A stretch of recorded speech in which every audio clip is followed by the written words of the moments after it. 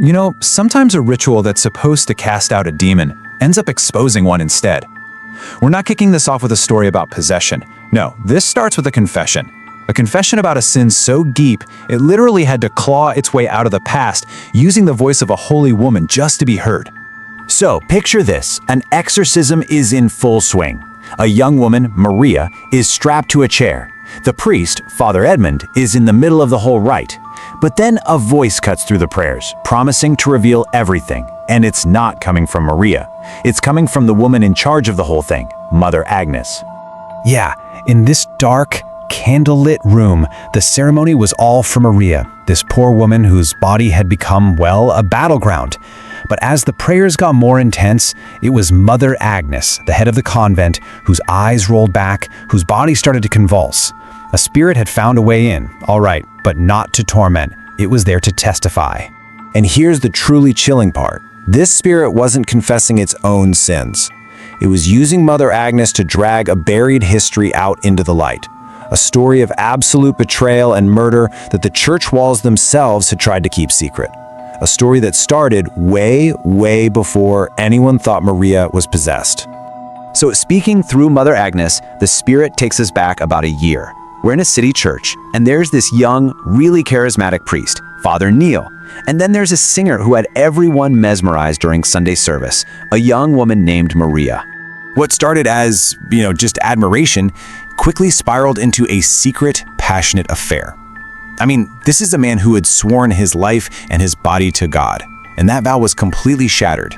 It was a ticking time bomb of a secret, and it finally exploded the second Maria told him she was pregnant with his child. And this, right here, shows you just how impossible the situation was. For Maria, this baby was everything, a symbol of a new life, a future she was ready to fight for. But for Father Neil, it was the end. His reputation, his career, his entire existence in the church, it was all about to go up in flames. He was absolutely drowning in panic. So completely desperate to save himself, Father Neil went to the one person he thought could help him bury this whole thing, the highly respected head of the nunnery, Mother Agnes. He confessed everything to her, but he wasn't looking for forgiveness. No, he was looking for an accomplice. And this really gets to the dark heart of the spirit's confession, right? Just how far would two of God's most trusted servants go to protect their own reputations and the reputation of the church? Well, the answer is so much worse than anyone in that exorcism room could have ever guessed. Together, they planned something truly monstrous. They fed Maria drugs to force her into a premature, dangerous labor. And as she lay there, weak and completely out of it, they told her the baby didn't make it. It was stillborn. But the child was alive. While Maria was grieving, Mother Agnes and Father Neil took her living, breathing newborn out to the church graveyard, dug a hole, and buried the proof of their sin alive. Maria was, as you can imagine, completely destroyed. She'd spend night after night weeping in that same graveyard, calling out for the child she thought she'd lost. So now, knowing all of this, Maria's terrifying behavior back at the convent starts to make a whole different kind of sense.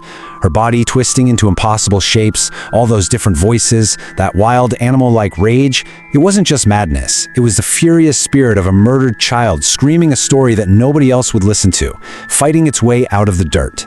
And that brings us right back to the exorcism room. The whole ugly story is out. The confession, ripped from Mother Agnes's lips, is just hanging in the air. But the spirit? It's not done, not even close. Telling the truth was just setting the stage. Now, it was time for justice. The spirit's purpose was now painfully clear. It didn't want to be cast out. It didn't want to be saved. It was there to hand down a sentence. On the spirit's command, they bring Father Neil into the room. And speaking through Maria's mouth, its voice just echoes with this cold, terrifying finality. Its murderers are finally together in the same room. What happened next? Well, it wasn't an exorcism. It was an execution.